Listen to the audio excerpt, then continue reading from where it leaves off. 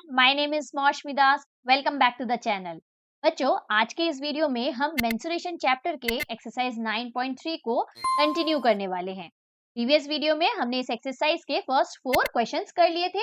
आज के इस वीडियो में हम नेक्स्ट 4 क्वेश्चंस करने वाले हैं, क्वेश्चन नंबर 5 से लेकर क्वेश्चन नंबर 8 तक।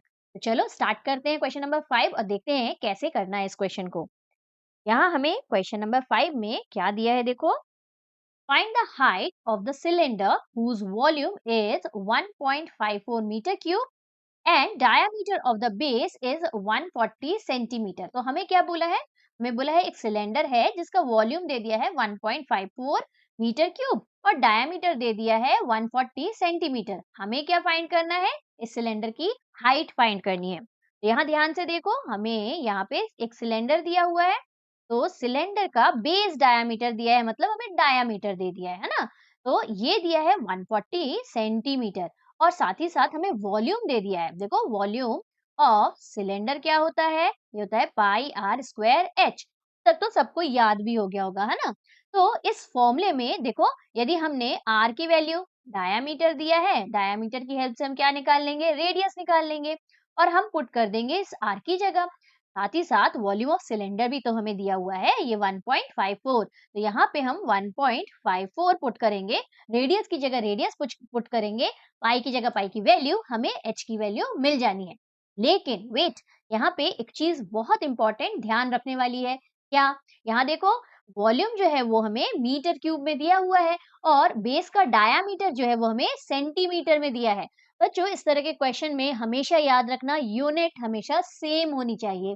जैसे यहाँ एक क्वांटिटी मीटर में दी है और दूसरी हमें सेंटीमीटर में, तो हमें जरूरी है कि किसी एक का यूनिट हम चेंज कर दें। तो यहाँ देखो, मीटर क्यूब को यदि सेंटीमीटर में क्यूब में चेंज करना हुआ तो थोड़ा डिफिकल्ट हो जाएगा, it is a bit difficult. लेकिन सेंटीमीटर को मीटर में इजिली कन्वर्ट कर देंगे, है ना। तो हम सेंटीमीटर को मीटर में कन्वर्ट करेंगे और फिर सॉल्व करेंगे, जैसा कि मैंने यहाँ बताया। ठीक, तो आई होप आपको अच्छे से समझ में आ गया होगा। मैंने हमेशा बोला है, keep a copy and pen with you whenever you are watching the video also. यदि समझ में आ गया तो पॉज करके खुद करना स्टार्ट करो, चेक करना आंसर सही आ रहा है कि नहीं, और नहीं समझ में आया तो डोंट वरी, अभी करेंगे तो आपको समझ में। ओके, तो चलो स्टार्ट करते हैं। जितनी चीजें गिवन में दी हुई हैं उनको नोट कर लेते हैं। तो यहाँ पे वॉल्यूम दिया हुआ है हमें, volume of cylinder is equal to 1.54 metre cube दिया है और दूसरा हमें बेस डायामीटर दिया है, तो सिंपली हम डायामीटर लिख देते हैं। डायामीटर इज इक्वल टू हमें 140 सेंटीमीटर। अब देखो, सेंटीमीटर को हमें मीटर में कन्वर्ट करना है, तो हमें मालूम है 1 metre is equal to 100 centimetre होता है। तो 1 सेंटीमीटर क्या हो जाएगा? 1/100 मीटर हो जाएगा। तो हम क्या करेंगे? 100 से 140 को 100 से डिवाइड कर देंगे। तो यहाँ पे 140 डिवाइडेड बाय 100 यदि हमने किया तो ये किस में कन्वर्ट हो गया? मीटर में। इसको थोड़ा सिंप्लीफाई कर लेते हैं, यहाँ 0 से 0 कैंसिल कर देते हैं, तो 14/10 मीटर हो गया। ठीक, ये तो हमारा डायामीटर है। हमें क्या चाहिए? रेडियस चाहिए। तो चलो 2 से डिवाइड करना पड़ेगा, 2 से डिवाइड कर देते हैं। तो radius will be equal to 14/10 और 2 से डिवाइड करना मतलब 1/2 कर देते हैं। विल बी इक्वल टू 2 से 14 को कैंसिल किया तो ये 7 आया, 7/10 हो जाएगा। ठीक, ये हो जाएगा 7/10। अब यहाँ पे इसको डेसिमल में भी कन्वर्ट कर सकते थे, 1.4 भी कर सकते थे, फिर 2 से भी डिवाइड करते तो 0.7 आता। लेकिन कैलकुलेशन में हमें इस तरह यदि हम फ्रैक्शन में रखेंगे तो इजी पड़ेगा। चल आगे करें, ये मीटर में है तो मीटर लिख दिया। अब हमें मालूम है, फॉर्मूला लिखना है, volume of cylinder is equal to pi R square H होता है। ठीक, वॉल्यूम की जगह वॉल्यूम पुट कर देते हैं, क्या है? 1.54 इक्वल टू पाई की वैल्यू 22/7 मल्टीप्लाइड बाय आर की वैल्यू हमें क्या मिली? 7/10। देखो, इसलिए डेसिमल में कन्वर्ट नहीं किया था, बाद में कर देंगे यदि जरूरत पड़ी तो। आर स्क्वायर है तो देखो 2 times 7/10 into 7/10 multiplied by H की तो हमें वैल्यू निकालनी है। अब क्या करेंगे? देखो, 7 से 7 हो गया कैंसिल। अब जितनी भी डिनोमिनेटर वाली चीजें हैं वो यहाँ आके ऊपर न्यूमरेटर में आ जाती है। जब भी हम ट्रांसपोज करते हैं बच्चों, तो डिनोमिनेटर वाली चीजें आ जाती हैं न्यूमरेटर में। तो 10 इंटू 10 आ गया ऊपर न्यूमरेटर में, जब हमने ट्रांसपोज किया तो यहाँ से इक्वल्स टू के दूसरी तरफ ले जा रहे हैं, है ना? तो इसे बोलते हैं ट्रांसपोज करना। ये 10 ऊपर आ गया और 7 और 22 कहाँ आ जाएगा? नीचे आ जाएगा। 22 इंटू 7 नीचे आ जाएगा। ओके, अब यहाँ ध्यान से देखो, इस डेसिमल को यदि हमने हटाया, इस डेसिमल को यदि हमने हटा दिया, तो क्या होगा बच्चों? डेसिमल की जगह 1 आया और डेसिमल के बाद कितने नंबर थे? 2 नंबर थे, है ना? तो डेसिमल के बाद जितने नंबर उतने ज़ीरोज़ आ जाते हैं नीचे, याद रखना, ठीक? यहाँ से देखो, ये 0 और ये दोनों 0 कैंसल आउट हो जाएंगे। 100 से 100 कैंसल हो गया। आपको मालूम है ये 11 से कैंसिल होता है, ये देखो। ये 11 टू ज़ा 22 हो गया, 11 वन ज़ा 11 हुआ, 44 बना, 11 फोर ज़ा 44 हो जाएगा। ओके, देन अगेन 2 से ये 7 कैंसिल हो जाएगा, तो हमारे पास ये h की वैल्यू आ रही है ना? तो क्या बची? कितना कितनी कितनी वैल्यूज हमारी हमारी बच गई? ओ 7 से 7 भी कैंसिल हो जा रहा है, ये देखो। वाओ, सब कैंसिल हो गया। तो हाइट कितनी आ गई? 1। और यूनिट किस में है? मीटर में। 1 मीटर। तो सिंपली आपको आंसर में क्या लिख देना है? आंसर लिख देंगे the the height of the cylinder is equal to 1. This will be your final answer. तो था ना इजी क्वेश्चन? चलो नेक्स्ट क्वेश्चन देखें। इसमें थोड़ा सा यूनिट याद रखना है कि यूनिट सेम होना जरूरी है। ओके, चलो नेक्स्ट क्वेश्चन देखो। क्वेश्चन नंबर 6 में क्या दिया है? A milk tank is in the form of cylinder whose radius is 1.5 meter and length is 7 meter. Find a quantity of milk in liters that can be stored in the tank.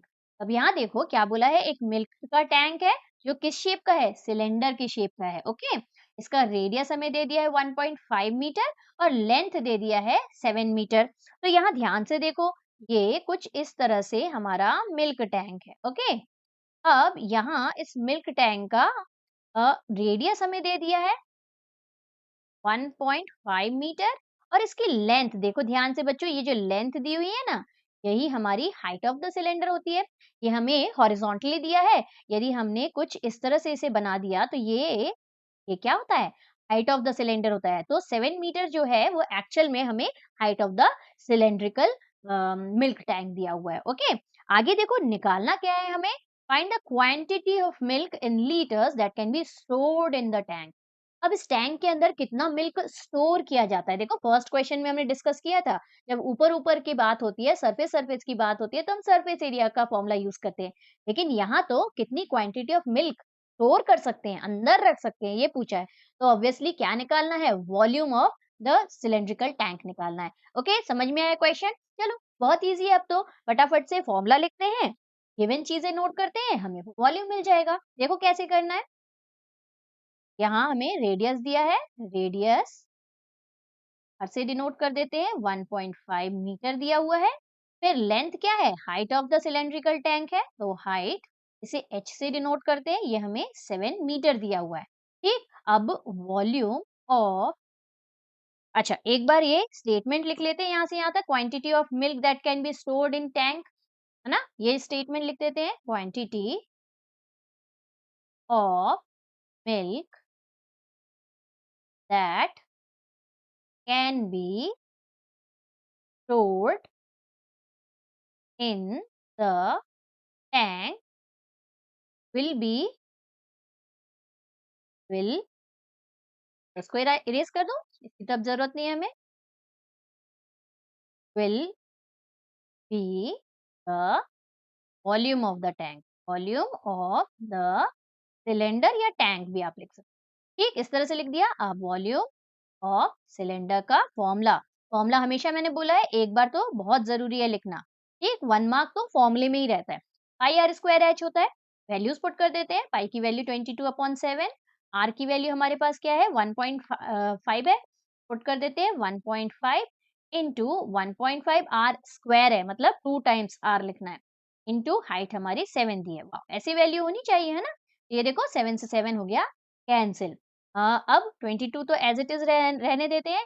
और देखो 15 का square क्या होता है? Square and square root में मैंने बोला था मैं बार बार बोलती हूँ ना, याद रखना जरूरी है। देखो देखो कितने नंबर के आगे डेसिमल आएगा? एक ये नंबर है, इसके आगे डेसिमल है, दूसरा ये है, तो 2 नंबर के आगे डेसिमल है।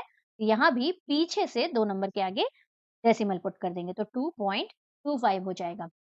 ओके, तो क्या करते हैं 22 से मल्टीप्लाई कर देते हैं, हमें मिल जाएगा हमारा फाइनल आंसर 225 और इसको 22 से मल्टीप्लाई 10 का 0 1 कैरी 5 4 5 हो जाएगा ये 4 फिर अगेन 450 ही आएगा यहाँ पे 0594 तो क्या मिल गया हमें 4950 और यूनिट क्या है हमारी मीटर में है तो ये मिल गया और देखो वॉल्यूम निकाल रहे हैं वॉल्यूम हमेशा क्या रहता है क्यूबिक मीटर है ना तो यहाँ मीटर क्यूब लिखेंगे आंसर में लेट्स इरेज दिस फर्स्ट अब देखो यहाँ पे 2 नंबर के आगे डेसिमल है 2 नंबर के आगे डेसिमल है तो यहाँ पे भी हमारा 2 नंबर के आगे डेसिमल आ जाएगा तो 0 और 5 को छोड़ के इसके आगे हम डेसिमल लगा देंगे तो हमारा आंसर क्या हो जाएगा 49.5 के बाद 0 जो है उसकी कोई वैल्यू नहीं रहती डेसिमल के बाद 0 की क्योंकि कोई वैल्यू नहीं रहती ये हो गया 49.5 मीटर क्यूब अब यहाँ ध्यान से देखो एक और इम्पोर्टेंट बात यहाँ ध्यान देने की है कि हमें जो आंसर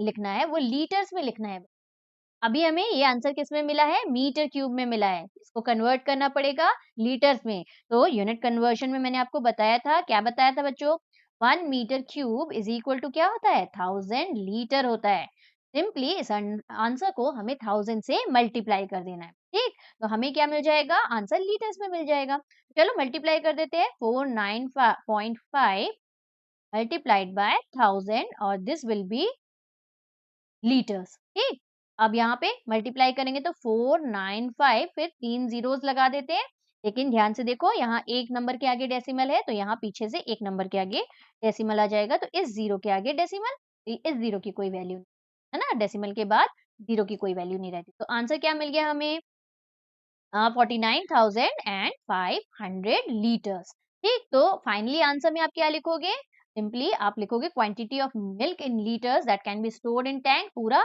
यहाँ से लेकर यहाँ तक का स्टेटमेंट पूरा इज लिख के फिर 49,500 litre this will be your final answer okay easy question था लेकिन ध्यान देने वाली छोटी छोटी बातें क्या है जैसे कन्वर्जन हो गया फिर लास्ट में आंसर हमको लीटर्स में निकालना था है ना पिछले क्वेश्चन में भी देखो यूनिट अलग अलग दी थी एक मीटर में दी थी एक सेंटीमीटर में दी थी बाकी ये सारी चीजें आपने ध्यान रखा तो आपका क्वेश्चन बिल्कुल गलत नहीं होना है क्योंकि फॉर्मूला बस तो पुट करना है ना चल नेक्स्ट क्वेश्चन देखें अब देख लेते हैं क्वेश्चन नंबर 7 को कैसे करना है क्वेश्चन नंबर 7 में हमें दिया है if each edge of a cube is doubled how many times will its surface area increase first वाले पार्ट में हमें पूछा है और सेकंड पार्ट में पूछा है how many times will its volume increase तो यहाँ हमें बोला है कि एक क्यूब है उसके यदि एज मीन्स व्हाट बच्चों साइड ऑफ द क्यूब है ना यदि उसके साइड को डबल कर दिया जाए तो उसके सरफेस एरिया में कितना इंक्रीज आएगा और उसके वॉल्यूम में कितना इंक्रीज आएगा इसको और अच्छे से समझ लेते हैं और एक क्यूब लेते हैं फर्स्ट कंडीशन में हमें बोला है लेट कर लेते हैं कि इसका एज या साइड ए है तो ये हमारी फर्स्ट कंडीशन वाली क्यूब हो गई ठीक अब सेकंड कंडीशन वाली क्यूब में हमें क्या बोला है इसका एज जो है उसको डबल करना है मतलब ये जो साइड है ये 2a हो जानी है डबल मीन्स a का डबल क्या होगा 2a हो जाएगा है ना अब सबसे पहले फर्स्ट वाला देखो सरफेस एरिया का हमें इंक्रीज बताना है तो यहाँ फर्स्ट वाले में हमें सरफेस एरिया ऑफ क्यूब लगाना पड़ेगा है ना पहले वाले क्यूब के लिए हम पहले सरफेस एरिया निकालेंगे फिर दूसरे वाले क्यूब का सरफेस एरिया निकालेंगे और दोनों को कंपेयर कर देंगे तो देखो कैसे करना है इसको हमें मालूम होना चाहिए surface area of a cube होता है साइड 6 इंटू साइड स्क्वायर है ना अब फर्स्ट कंडीशन देखो फर्स्ट क्यूब के लिए फर्स्ट क्यूब जो छोटा वाला क्यूब है हमारा इसका सरफेस एरिया क्या हो जाएगा surface area will be 6a² क्योंकि इसकी साइड क्या है a है ना अब सेकंड वाले क्यूब के लिए देखो फॉर सेकंड क्यूब इसका सरफेस एरिया देखो सरफेस एरिया यहाँ वो 1 कर देते हैं और यहाँ surface area of second cube ये क्या हो जाएगा 6 इंटू अब सेकंड वाले सरफेस क्यूब का साइड कितना है 2a है तो साइड की जगह हम क्या रखेंगे 2a का होल स्क्वायर ठीक अब यहाँ से 6 इंटू 2 हो गया 4a² इसको यदि हमने थोड़ा सा रीअरेंज करके लिखा बच्चों तो ये 4 बाहर निकाल लेते हैं और ये 6a² लिख देते हैं क्यों किया मैंने ऐसे? देखो फर्स्ट वाला, हमको तो दोनों को कंपेयर करके बताना है कि कितना इंक्रीज हुआ सरफेस एरिया में, है ना। तो देखो फर्स्ट वाले का हमारा सरफेस एरिया 6a² था, सेकंड वाला हमारा देखो 4 टाइम्स ऑफ 6a² आया। तो यहाँ पे हमारा जो surface area of first cube का रेशियो सेकंड वाले से कितना आ रहा है, सेकंड क्यूब के रेशियो से कितना आ रहा है, ये आ रहा है 6a² अपॉन 4 इंटू 6a²। देखो 6a² 6 स्क्वायर a² यदि हमने कैंसिल कर दिया तो क्या मिल गया हमें, 1/4। अच्छा ये वाला पार्ट देखो बच्चों, ये तो मैंने आपको समझाने के लिए लिखा है ना। आपको जरूरी नहीं है कि ये लिखना पड़े, और लिख भी दोगे तो आपका गलत नहीं होगा। हम क्या देखेंगे, कितने टाइम्स हमारा सरफेस एरिया इंक्रीज हुआ, तो 4 टाइम्स हमारा सरफेस एरिया इंक्रीज हुआ। तो यहाँ सिंपली आंसर में आप क्या लिख दोगे, फर्स्ट वाले पार्ट के, increase increase in surface area will be 4 times, will be 4 times. How many times? 4 times. ठीक, तो इसी तरह से आपको सरफेस एरिया का कंपैरिजन करना है, और ठीक इसी तरह से आपको वॉल्यूम का भी कंपैरिजन करना है। चलो अब वॉल्यूम के लिए देख लेते हैं, ये A है और ये हमारा 2A है। तो वॉल्यूम ऑफ क्यूब क्या होता है, वो मालूम है, A क्यूब होता है। या यहाँ A ना लिख के हम क्या लिख दें, साइड क्यूब लिख दें, है ना, क्योंकि फर्स्ट वाले का ही हमने A लिया है, तो साइड क्यूब लिख दिया। तो वॉल्यूम ऑफ फर्स्ट क्यूब क्या हो जाएगा, फर्स्ट क्यूब हो जाएगा हमारा A क्यूब, ठीक। और वॉल्यूम ऑफ सेकंड क्यूब हमारा क्या हो जाएगा, सेकंड क्यूब हो जाएगा हमारा, देखो साइड 2A है तो मतलब 2A का होल क्यूब कर देते हैं। This will be equal to 2A into 2A into 2A which is equal to 2 to the 4, 4 to ज़ 8, 8A क्यूब। अब देखो दोनों में कितने टाइम्स इंक्रीज है, सेकंड वाला हमारा क्यूब कितने टाइम्स बड़ा है, 8 टाइम्स बड़ा है ना। फर्स्ट वाले का वॉल्यूम A क्यूब आ रहा है और सेकंड वाले का वॉल्यूम हमारा 8A क्यूब आ रहा है। तो सिंपली आंसर में आप क्या लिख दोगे, यहाँ आंसर में हम लिख देंगे increase in volume, increase in volume will be, will be 8 times.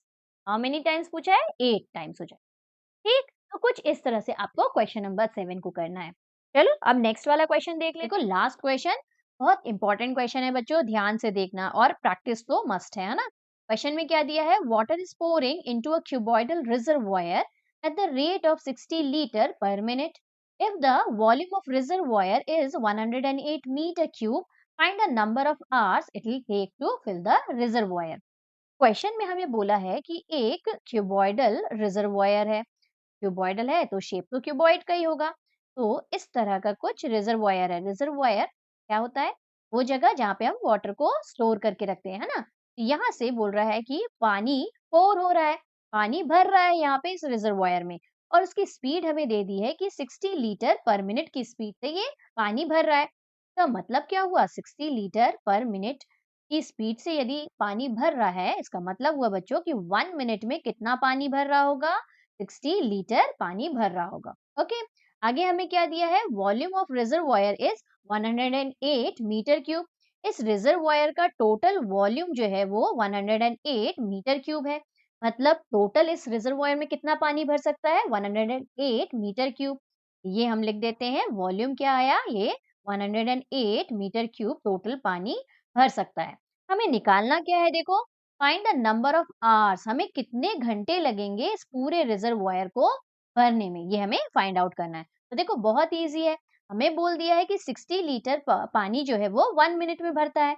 तो हमें निकालना है कि 108 मीटर क्यूब पानी कितने घंटे में भरेगा। तो देखो यूनिटरी मेथड से इजीली हमें ये क्वेश्चन बन जाना है। लेकिन एक चीज और ध्यान देने की है, क्या, एक यूनिट हमें लीटर में दी है, मतलब एक जगह हमें वॉल्यूम जो है वो लीटर में दिया हुआ है, पर मिनट में 60 लीटर पानी भर रहा है, और दूसरी जगह हमें मीटर क्यूब में दे दिया है, तो हमें यूनिट सेम करनी पड़ेगी पहले। ओके, तो चलो वॉल्यूम को हम 108 मीटर क्यूब से लीटर में कन्वर्ट कर देते हैं। तो क्या होगा देखो, हमें मालूम है 1 metre cube is equal to 1000 litre होता है, अभी हमने पीछे क्वेश्चन में देखा था, है ना। तो 108 metre cube is equal to कितना हो जाएगा, 108,000 लीटर मल्टीप्लाई कर देंगे 1000 से सिंपली। तो यहाँ पे हमें वॉल्यूम 108,000 लीटर यूज करनी है। ओके, समझ में आया? ये तो हो गया यूनिट कन्वर्जन। लिखेंगे कैसे देखो, यहाँ पे हम लिखेंगे, सॉल्व स्टार्ट करेंगे। तो सबसे पहले हम लिख देते हैं वॉल्यूम ऑफ रिजर्व ऑयल। ये हमें कितना दिया है? 108 मीटर क्यूब दिया हुआ है। ठीक, इसको कन्वर्ट करना है हमें लीटर में।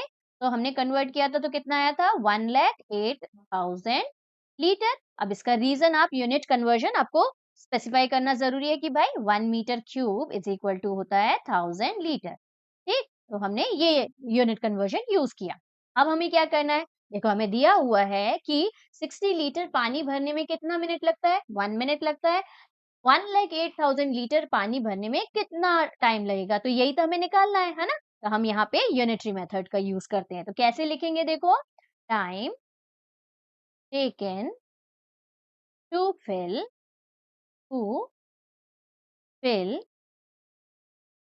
60 liter of water is equal to 1 minute. Therefore, time taken to fill 1 litre of water पहले निकालेंगे। 1 लीटर क्या हो जाएगा? 1/60 हो जाएगा, है ना? बड़े से जब छोटी यूनिट की तरफ जाते हैं तो डिवाइड होता है। और सिमिलरली हमें कितने का निकालना है? हमें तो 1,08,000 का निकालना है ना? तो सिंपली ये सेम चीज आप लिखोगे, time taken to fill 1,08,000 litre of water will be equal to, अब ये क्या हो जाएगा? मल्टीप्लाई हो जाएगा। मल्टीप्लाई कर देते हैं 108,000 को। यहाँ देखो 0 से 0 हो गया कैंसिल, देखो ये भी 6 से कैंसिल हो जाएगा। 6 1 जा 6, 48 बना। तो देखो 6 8 जा 48। ठीक, और पीछे कितने जीरोस बचे थे? 2 जीरोस, तो लगा देते हैं 2 जीरो। ये क्या आ गया हमारा? ये आ गया हमें 1800 मिनट मिल गया। तो इतना वाटर मतलब 1,08,000 लीटर वाटर भरने में कितना टाइम लग रहा है? 1800 मिनट लग रहा है। अब हम मिनट में तो हमें आंसर देना नहीं है, यहाँ देखो हमें नंबर ऑफ आवर्स पूछा है, तब न आवर्स में चेंज करना पड़ेगा हमें, है ना? तो यहाँ पे सिंपली आप क्या करोगे, यहाँ पे मिनट से आवर में कन्वर्ट करने के लिए हमें क्या करना रहता है? 1 मिनट इज इक्वल टू, नीचे लिखूं मैं, 1 मिनट इज इक्वल टू होता है 1/60 आवर्स। 1/60 आवर्स। तो similarly 1800 minute is equal to हो जाएगा 1800/60 आवर्स। ठीक, तो ये 0 से 0 हो गया कैंसिल। 6 1 6, 6 2 12, 6 3 18, है ना? तो ये हो जाएगा 30 आवर्स। तो आंसर हमारा कितना आ रहा है यहाँ पे? 30 आवर्स। तो आंसर में फाइनली क्या लिख दोगे? Hence the number of hours will be the hours, या फिर आप पूरा ये स्टेटमेंट लिख सकते हो, the number of hours it will take to fill the reservoir will be the hours. So this will be your final answer. I hope आपको अच्छे से ये क्वेश्चन भी समझ में आ गया होगा। क्या आपने चैनल को सब्सक्राइब कर दिया है बच्चों? यदि नहीं किया तो फटाफट से चैनल को सब्सक्राइब कर देना। वीडियो यदि अच्छा लगे तो लाइक जरूर करना। चलो मिलते हैं नेक्स्ट वीडियो में, कुछ और क्वेश्चंस, नया चैप्टर स्टार्ट करेंगे। Till then take care, keep practising maths. Bye bye.